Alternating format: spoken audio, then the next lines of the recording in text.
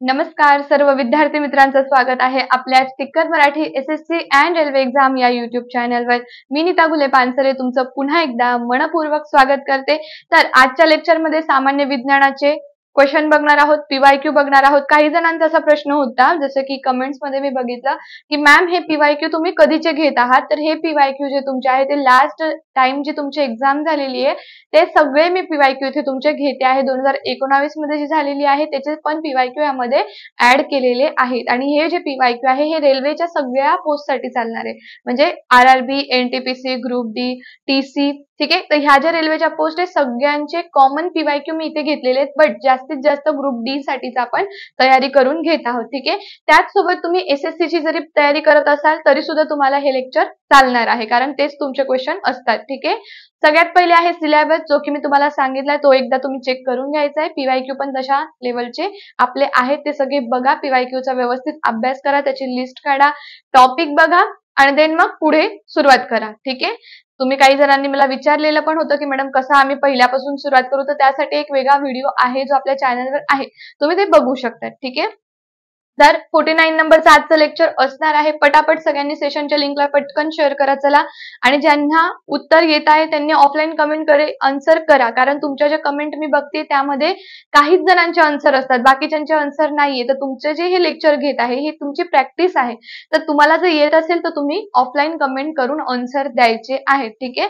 तर जाऊया आपण आपल्या आजच्या लेक्चर कडे। तर बघूया पहिला प्रश्न, ठीक आहे।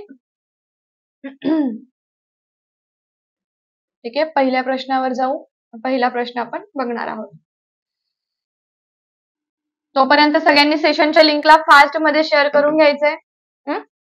आपण जे पीवायक्यू बघत आहोत, ठीक आहे, हे पीवायक्यू कधीचे आहे तर लास्ट टाइम जी आपली एक्झाम झालेली आहे त्याचे पीवायक्यू आहे, ठीक आहे। लक्षात आलंय सगळ्यांना?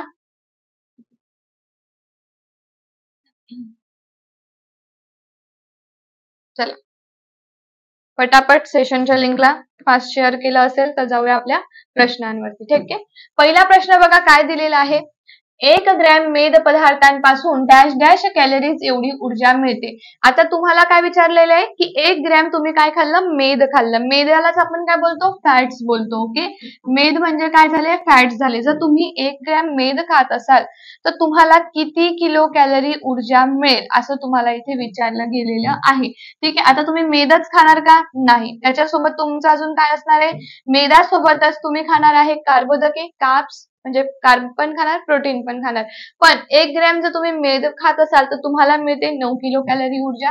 हा प्रश्न अत्यंत महत्वाचा आहे, आहारशास्त्रातून आलेला प्रश्न आहे, पीवायक्यू आहे हे क्वेश्चन, ठीक आहे। आहारशास्त्र, पोषण व आहार एकच आहे, त्यामधून आलेला प्रश्न। आहारशास्त्रामध्ये मोस्ट इम्पॉर्टंट जे आहे ते तुम्हाला आहारशास्त्रामधील सगळे विटामिन्स लक्षात असले पाहिजे, ठीक आहे। आहारशास्त्र तुम्हाला विटामिन्स आणि त्यांची नावं अत्यंत महत्वाची। आहारशास्त्रामध्ये आपण जास्त कार्बनी पदार्थांचा अभ्यास करतो, ज्याच्यामध्ये सगळ्यात पहिले येतात कार्बोदके, ठीक आहे, कार्बोदके, त्यानंतर प्रथिने आणि मेद। हे आपल्या शरीराला अत्यंत आवश्यक आणि हे कसे आहे, जास्त प्रमाणात लागणारे, कसे आहे, जास्त प्रमाणात लागणारे, ठीक आहे। त्याच्यानंतर दुसरा गट जो येतो तो असतो जीवनसत्वांचा। जीवनसत्वे म्हणजे काय, विटामिन्स आणि आहे क्षार, ठीक आहे, जे खनिज आहे, क्षार आहे तेही लागतात। जीवनसत्वांमध्ये आणखीन 2 टाइप आहे, जे तुम्हाला ऑलरेडी माहिती आहे। जीवनसत्वांचे 2 टाइप आहे, एक आहे मेदात विरघळतात, ठीक आहे, मेदात काय आहे, विरघळतात म्हणजे फॅट सॉल्युबल आहे। एक आहे पाण्यात विरघळणारे म्हणजे काय, वॉटर सॉल्युबल, ठीक आहे। यांचे जे रासायनिक नाव आहे हे विचारले जातात। मग आता जसं की कार्बोदके आहे, कार्बोदके तुम्ही खाल्ले तर टोटल अन्नापैकी 80% ऊर्जा तुम्हाला कार्बोदके देतात, ठीक आहे। प्रथिने खाल्ले तर 10% ऊर्जा मिळते, मेद खाल्ले तरी पण तुम्हाला 10% ऊर्जा मिळते। आणि हीच ऊर्जा जर किलो कॅलरीज मध्ये आपल्याला मोजायची असेल तर कार्ब जे आहे ते आपल्याला देतात 4 किलो कॅलरी ऊर्जा, ठीक आहे। म्हणजे समजा तुम्ही खात आहात कार्बोहायड्रेट, मग कार्बोहायड्रेटने तुम्हाला मिळणार आहे 4 किलो कॅलरी ऊर्जा। सेम तुम्हाला 4 किलो कॅलरी मिळणार आहे प्रथिनांपासून म्हणजे प्रोटीन्स, ठीक आहे, याचे सोर्सेस बघून घ्यायचे आहेत। आणि 9 किलो कॅलरी मिळतात तुम्हाला फॅट्स पासून, मीन्स मेद, ठीक आहे, फॅट, ओके। मेदापासून किती, मग 9 किलो कॅलरीज। तर ह्याच्यामध्ये 2-4 प्रश्न तुमचे तयार होऊ शकतात, हे एकदम बेसिक आहे, हे तुमचं पाठ असलं पाहिजे। तुम्हाला सारखी ही गोष्ट पोषण आणि आहार म्हटलं की लगेच कार्बनी पदार्थ, अकार्बनी पदार्थ तुमच्या डोळ्यासमोर हा चार्ट आलाच पाहिजे। सो तुम्ही कुठलाही याच्यामधला प्रश्न लगेच काय करू शकतात, सॉल्व्ह करू शकतात. ओके. देन पुढचा प्रश्न बघा. आता पुढचा प्रश्न दिलेला आहे, व्यवस्थित लक्ष द्यायचं आहे. पालेभाज्या आपल्याला डॅश डॅश जीवनसत्व डी चे स्वरूपात पूर्वद्रव्य पुरवतात. आता पालेभाज्या ज्या आहेत ते आपल्याला असं काय कोणतं द्रव्य पुरवतात की ज्याच्यामुळे आपल्या शरीरामध्ये जीवनसत्व डी ची निर्मिती होईल. पूर्वद्रव्य विचारलेला आहे. पूर्वद्रव्याचा अर्थ काय होतो, अर्थ की जीवनसत्व डी बनवण्यासाठी, तयार करण्यासाठी ज्या गोष्टी आपल्याला ऑलरेडी लागतात त्या पालेभाज्या पण आपल्याला देत असतात. मग काय देतात, काय असतं ते? अर्गेस्टेरॉल झालं, स्टेरॉल्स झालं, रेटिनॉल झालं आणि कॅल्सिफेरॉल झालं. सो कॅल्सिफेरॉल अँड रेटिनॉल हे तुम्हाला माहिती आहे. हे दोघं नावं आपले कशाचे येतात, कशाचे आहेत? जीवनसत्व म्हणजे विटामिन्सचे. ओके. विटामिन्स आपण याच्याने डिफाईन करतो. ठीक आहे. रेटिनॉल म्हणजे जीवनसत्व ए आहे. कॅल्सिफेरॉल काय कमेंट मध्ये सांगा. ठीक आहे. आता अर्गेस्टेरॉल आहे, स्टेरॉल्स आहे. काही स्टेरॉइड हार्मोन असतात, बरोबर की नाही? काही स्टेरॉइड, काही अनस्टेरॉइड हार्मोन असतात. मग उरलं काय? अर्गेस्टेरॉल. तर जीवनसत्व डी ची निर्मिती आपल्या शरीरामध्ये होण्यासाठी आपल्या शरीराच्या स्किन मध्ये पहिले अर्गेस्टेरॉल प्रेझेंट पाहिजे. ठीक आहे. सो आपलं आन्सर काय येणार आहे? अर्गेस्टेरॉल. तर तुम्ही जर पालेभाज्या खात असाल तर पालेभाज्यातून आपल्याला सगळ्यात जास्त प्रमाणामध्ये अर्गेस्टेरॉल मिळत असतं. हे अर्गेस्टेरॉल काय करत असतं, तर हे आपल्या शरीरामध्ये प्रेझेंट असतं, आपल्या स्किन वरती याचं काय असतं, प्रेझेंट असतं. आता हे काय आहे? विटामिन डी चे प्रो विटामिन तुम्ही त्याला म्हणू शकता. ठीक आहे. हे काय आहे? विटामिन D2 चे प्रो विटामिन तुम्ही त्याला प्रो विटामिन म्हणू शकतात. आता आपल्या शरीरावरती जेव्हा युव्ही रेज पडतात, ठीक आहे, युव्ही रेज जेव्हा तुमच्या स्किन वरती जातात तर तुमच्या स्किन मध्ये जो अर्गेस्टेरॉल आहे, ठीक आहे, तर ह्याचं रूपांतर कशामध्ये होतं? विटामिन D2 मध्ये होतं. कशामध्ये होतं? विटामिन D2 मध्ये होतं. लक्षात आलं? सो आपल्याला D2 मिळवण्यासाठी शरीरात काय पाहिजे? अर्गेस्टेरॉल. ते आपल्याला कोण देतं? पालेभाज्या देतात. It is clear? एकदम सोपा आणि बेसिक आहे. जर व्यवस्थित तुम्ही कॉन्सन्ट्रेशन तुमचं असेल तर तुम्हाला कधीच पुन्हा याची रिव्हिजन नाही करावं लागणार. एकच गोष्ट असते ती लक्षात ठेवायची की तुम्ही जर एक चॅप्टर करत असाल तर ते तुमचं एक दिवस जर तुम्ही त्यासाठी देत असाल तर ते तुमचं कन्फर्म झालं पाहिजे. सारखं तेच करत बसायचं नाहीये. जसं की ग्रामर आहे ना, इंग्लिश ग्रामर आहे, मराठी ग्रामर आहे. तुम्ही जर एक टॉपिकला एक दिवस देत आहात तर पुन्हा तेच टॉपिक 4-5 दिवस करायचं आणि पुन्हा पेपर आला पुन्हा करायचं आणि परत रिव्हिजन असं करायचं नाही. एक दिवस देत आहात ना पूर्ण, सो ते टॉपिक क्लिअर झालंच पाहिजे. ठीक आहे. म्हणजे हा क्वेश्चन तुमचा आजच्या दिवशी, आज तुम्ही याच्यासाठी 2 मिनिटं दिले, क्लिअर झाला, कळला. विटामिन डी तयार होण्यासाठी स्किन मध्ये अर्गेस्टेरॉल लागतात. ते अर्गेस्टेरॉल पालेभाज्यामधून मिळतात. ते पालेभाज्या खाल्ल्यानंतर अर्गेस्टेरॉल आपल्या स्किन मध्ये असतात. स्किन मध्ये त्याचं रूपांतर विटामिन डी मध्ये होतं. विटामिन डी आपल्याला सगळ्यात जास्त कुठून मिळतं? सूर्यप्रकाशातून. सूर्यप्रकाश हा सोर्स झाला. मग सूर्यप्रकाशामध्ये अल्ट्राव्हायोलेट रेज असतात ज्याला आपण युव्ही रेज म्हणतो. युव्ही रेज जेव्हा आपल्या स्किनवरती अप्लाय केले जातात, स्किनवरती पडतात, तेव्हा याचं रूपांतर विटामिन D2 मध्ये होतं. क्लिअर झालं? ठीक आहे. तर जाऊया आपण आपल्या पुढच्या प्रश्नावर. आता बघा, विटामिन्स तुम्हाला कशातून मिळतात? फक्त विटामिन डी नाही सांगितलं यामध्ये मी, सगळेच ओव्हरऑल सगळेच विटामिन्स, जसं की गाजरातून तुम्हाला विटामिन ए मिळेल, पालेभाज्यातून तुम्हाला लोह मिळेल, ठीक आहे, आणि वनस्पती तेल तुम्ही जास्त खात असाल तर विटामिन ई मिळेल. तर हे सगळे विटामिन्सचे सोर्स आहे. तर हे जे पौष्टिक अन्न आहे ते सगळ्यांनी काय करायला पाहिजे? खायला पाहिजे. जसं कुठलीही गाडी चालवण्यासाठी बघा आपल्याला फ्यूल लागतं की नाही? इंजिन लागतं त्याचं प्रॉपर, त्याच्यानंतर डिझेल, पेट्रोल जे काही ज्याची गाडी असेल तुमची, तुम्ही त्याच्यात ते टाकतात. सो ते काय असतं? त्या गाडीला चालवण्यासाठी असतं. तसं आपल्या शरीराला जे डेली लाईफ मध्ये आपण जे कार्य करतो आहे, काम करतोय, तर ते व्यवस्थितपणे होण्यासाठी आपल्याला सुद्धा फ्यूल लागत असतं. ते फ्यूल कोण देतं? प्रोव्हाइड करतं आपल्याला? आपले पोषक घटक, पोषक तत्व आहे ना, पोषण आणि आहार. म्हणूनच हे तुमच्या सिलेबस मध्ये सुद्धा दिलेलं आहे. कारण एक बघा, एक हेल्दी माइंड जो आहे तो एक हेल्दी बॉडी मध्येच असतो.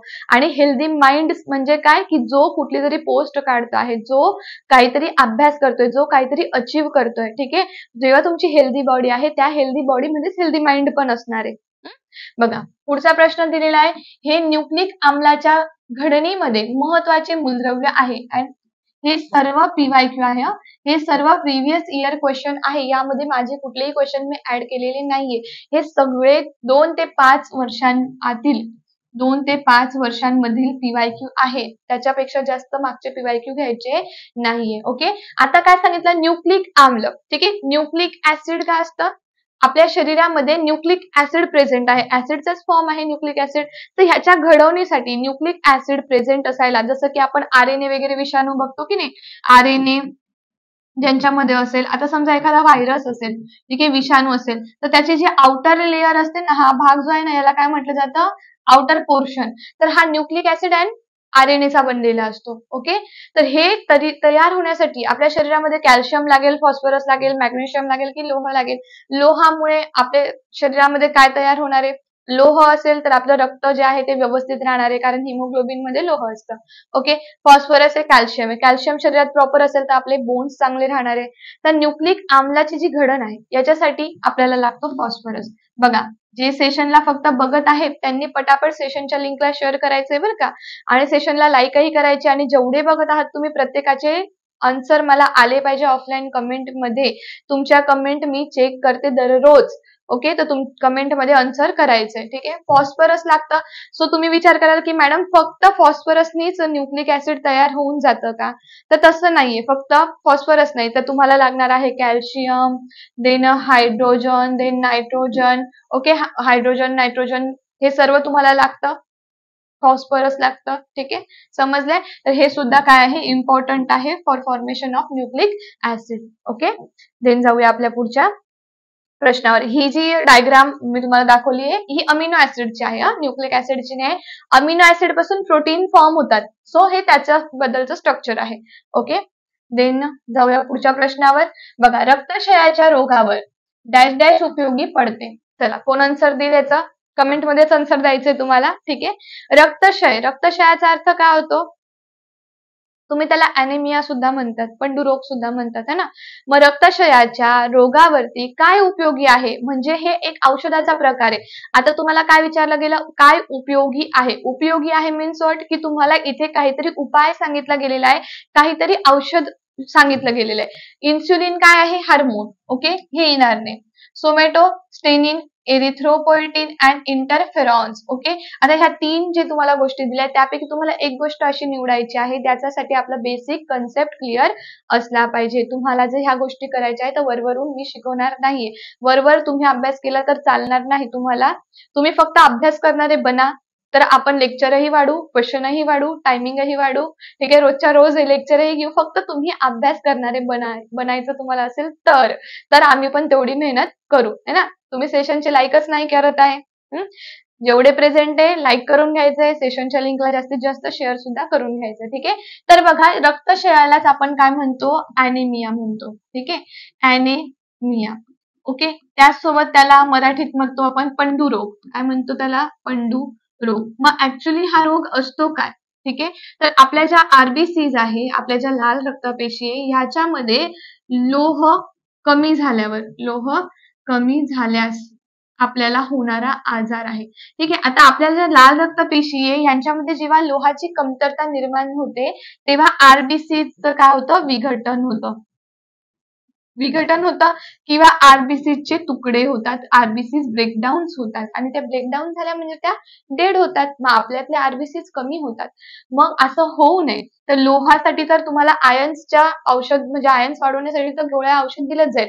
बट जी हानी होतीये, ठीक आहे, आरबीसीज कमी होत आहे, याच्यासाठी काय करता येईल, तर ह्याच्यासाठी काय केलं जाणार आहे, इरिथ्रोपॉयटिन. दिसते तुम्हाला सी नंबरचं ऑप्शन आपलं.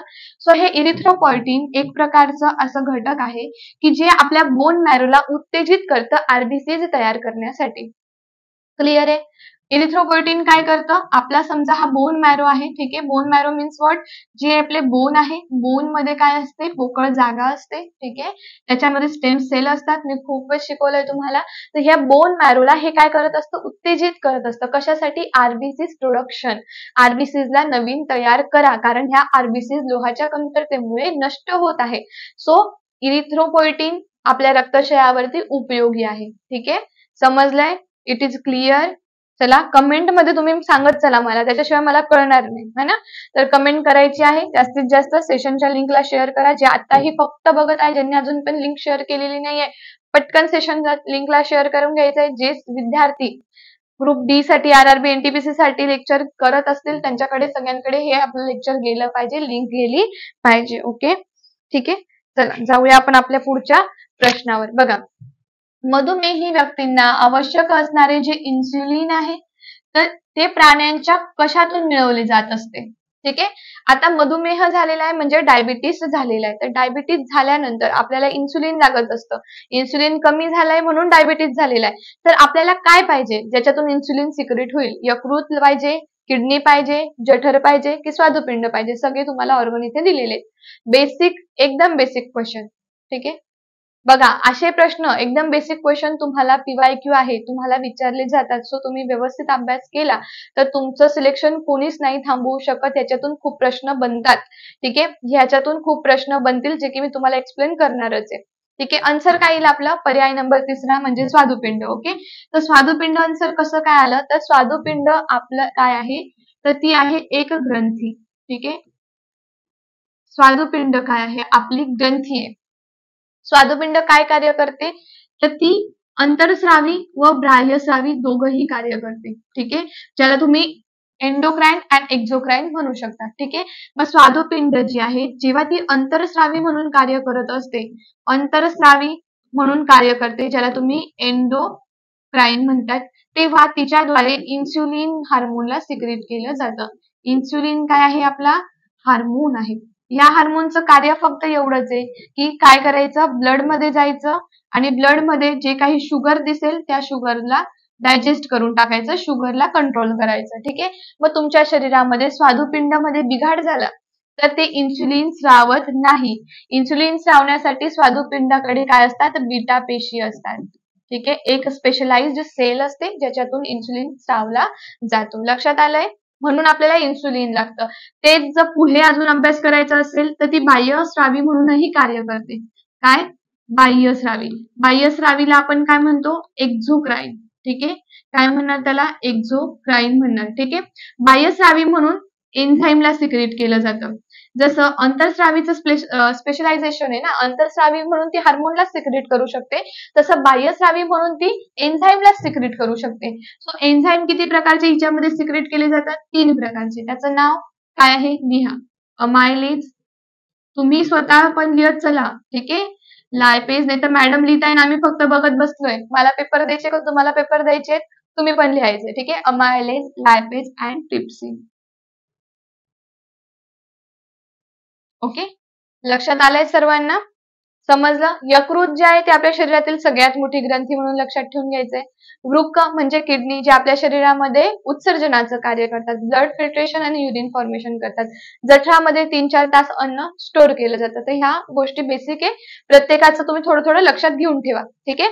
चला जाऊया पुढच्या प्रश्नावरती. हा प्रश्न समजला असेल तर पुढच्या प्रश्नावर जाऊया. डॅश डॅश यापासून मिळणारी ऊर्जा प्रदूषण रहित असते. प्रदूषणच नाहीये, दूषित नाहीये अजिबात, पण ऊर्जा मिळतीये. ऊर्जा मिळती आहे. इथे ऊर्जेचं रूपांतर सुद्धा होत आहे, बट प्रदूषण यामध्ये नाही. ठीक आहे. पेट्रोल, कोळसा. पेट्रोल झालं, 2 झाले इथे दिले मी, पेट्रोल, कोळसा. केंद्रकीय क्रियाधानी येणारच नाही. ठीक आहे.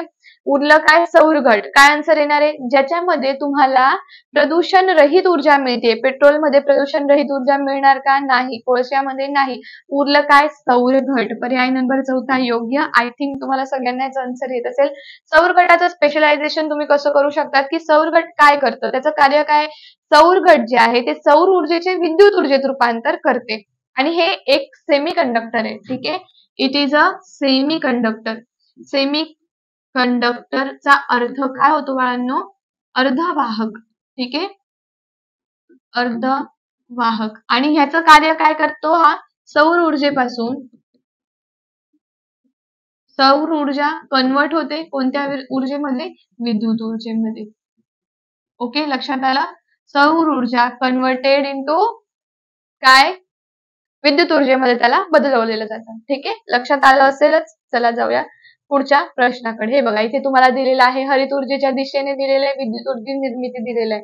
ठीक आहे. आता इथे तुम्हाला काय सांगितलेलं आहे? सौर ऊर्जेला काय करणार आहे? विद्युत मध्ये कन्वर्ट करणार आहे. त्याच्या पद्धतीची तुमची डायग्राम इथे दिलेली आहे.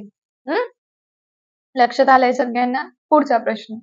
ठीक आहे. चला सेशनला लाईक करा बरं पटकन फास्ट मध्ये. सेशनच्या लिंकलाही शेअर करून घ्यायचंय. बघा, स्पॉट हे डॅश डॅश ऊर्जा स्रोत आहे. स्पॉट काय आहे? स्पॉट म्हणजे काय माहितीये तुम्हाला? स्पॉट म्हणजे काय? ठीक आहे. नसेल माहिती तर आपण शिक्षण घेण्यासाठीच आलेलो आहे. डोंट वरी. अजिबात टेन्शन घ्यायचं नाहीये. तुम्हाला एखादा क्वेश्चन येत नसेल, थोडा अवघड वाटत असेल, तर तुम्ही नोट्स करा त्याचे, नोट्समध्ये तो लिहून टाका. ठीक आहे. स्पॉट हे काय आहे? पवन ऊर्जा त्याच्यात येत नाही. भूगर्भ औष्णिक ऊर्जा, केंद्रकीय आणि जलविद्युत. जलविद्युत केंद्रामध्ये पण स्पॉट हे वापरले जात नाही. ठीक आहे. जलविद्युत केंद्रामध्ये फक्त ऊर्जेला रूपांतरित केलं जातं. केंद्रकीय येत नाही, पवन ऊर्जा येत नाही. उरलं भूगर्भ औष्णिक. याचा अर्थ भूगर्भ म्हणजे पृथ्वीच्या अंतर्गत. भूगर्भ मीन्स व्हॉट? पृथ्वीच्या आतमधली असलेली ऊर्जा. औष्णिक म्हणजे ऊर्जा, भूगर्भ म्हणजे पृथ्वीच्या आतमध्ये. व पृथ्वीच्या आतमधली जी ऊर्जा आहे तिला वापरली जाते बघा काही कारणास्तव, किंवा तिथे मोठे मोठे आपण फॅक्टरी वगैरे बघतो ते पण भू औष्णिक ऊर्जा वापरत असतात, बरोबर ना? ते स्पॉट आहे. स्पॉट त्याचे ऊर्जा स्रोत आहे बघा अशा पद्धतीने. ठीक आहे. दिसतंय इथे पूर्ण प्लांट टाकलेला असतो काही जणांनी. ठीक आहे. इंडस्ट्री असते ज्यामध्ये काय केलं जातं, पृथ्वीच्या आतमधली जी ऊर्जा आहे तिला काय केलं जातं, यूज केलं जातं, वापरलं जातं. ओके. देन आहे आपला पुढचा प्रश्न. लक्ष द्यायचंय सगळ्यांनी व्यवस्थित. सेशनच्या लिंकला शेअर करून घ्यायचंय. सेशनला प्रत्येकाने लाईक करून घ्यायचंय. जास्तीत जास्त लिंक शेअर करत चला. ओके. पुढचा प्रश्न बघा. ज्या तापमानाला पाण्याच्या वाफेने हवा संतृप्त होऊन जाईल त्यास काय म्हणतात? संतृप्त म्हणजे सॅच्युरेटेड. ओके. ज्या तापमानाला पाण्याच्या वाफेने हवा संतृप्त होईल, पाण्याची वाफ. ठीक आहे. म्हणजे द्रव फॉर्म मधून वाफेमध्ये रूपांतर होत आहे. पाण्याची होतीये वाफ, म्हणजे द्रव पासून काय झालं, गॅस. ठीक आहे. मग त्याला आपण काय म्हणणार आहोत? काय म्हणणार? दवबिंदू, गोठणबिंदू, द्रवणांक, उत्कलनांक. उत्कलनांकाचा अर्थ काय होतो? द्रवातून वाफ होत आहे म्हणजे पाणी उकळत आहे. द्रवणांक म्हणजे काय झालं की तो काय झालेला आहे, पाण्यातून गोठला आहे. म्हणजे इथे जर द्रवाचं गॅस झाले ना, तर द्रवापासून इथे काय होतं, स्थायू होतं. त्या द्रवापासून जर स्थायू होत असेल त्याला काय म्हणणार आपण? गोठण बिंदू म्हणणार. काय म्हणणार? गोठण बिंदू. हे लक्षात ठेवून घ्या, एकदम बेसिक आहे. उत्कलन म्हणजे काय? द्रवातून काय होती आहे, वाफ होती आहे. ठीक आहे. म्हणजे गॅस होते खूप जोरात, त्याला उत्कलन म्हणणार आपण. ठीक आहे. गोठण बिंदू, द्रवणांक, उत्कलनांक कळलं. दवबिंदू तापमान. ठीक आहे. जेव्हा ज्या तापमानाला पाण्याच्या वाफेने हवा संतृप्त होते, तिथे संतृप्त म्हणजे सॅच्युरेटेड गोष्ट वापरली असेल, संतृप्त वर्ड वापरलेला असेल तर याचा अर्थ काय होतो? दवबिंदू तापमान. पर्याय नंबर पहिला योग्य. कळलंय? लक्षात आलंय? सगळे क्वेश्चन आहे व्यवस्थित बघा. या क्वेश्चनला व्यवस्थित अभ्यासा. ठीक आहे. पुढचा प्रश्न बघा. ध्वनीच्या तीव्रतेचे एकक काय? हा प्रश्न तुम्हाला मोजमापन मधून आलेला आहे, भौतिकशास्त्रातून आलेला आहे. मीटर पर सेकंद, वॅट दिले, डेसिबल दिले, हर्ट्ज दिले. तुम्हाला प्रत्येक युनिट माहिती पाहिजे. ठीक आहे. तुम्ही जो अभ्यास करत आहात त्यासाठी तुम्हाला प्रत्येक युनिट लक्षात ठेवायचे आहेत. आन्सर काय येणार आहे? पर्याय नंबर तिसरा. ज्यांना आन्सर येत आहे कमेंट मध्ये देऊ शकता. ठीक आहे. ध्वनीला कशात मोजलं जातं? डेसिबल मध्ये मोजलं जातं. मनुष्याला ऐकायला येईल, उत्तम असा ऐकू शकेल मनुष्य, तो ध्वनी असतो आपला 45 डेसिबलचा. ठीक आहे. हे कोणी सांगितलं होतं? WHO नी. WHO काय आहे? World Health Organization. याची स्थापना कधी झालेली आहे? 7 एप्रिल 1948 ला. लक्षात ठेवायचं. मीटर पर सेकंद, वॅट आणि हर्ट्ज हे कशाचं एकक आहे सांगा? हर्ट्ज एकक आहे फ्रिक्वेन्सीचं. फ्रिक्वेन्सीला काय म्हणणार? वारंवारिता म्हणणार.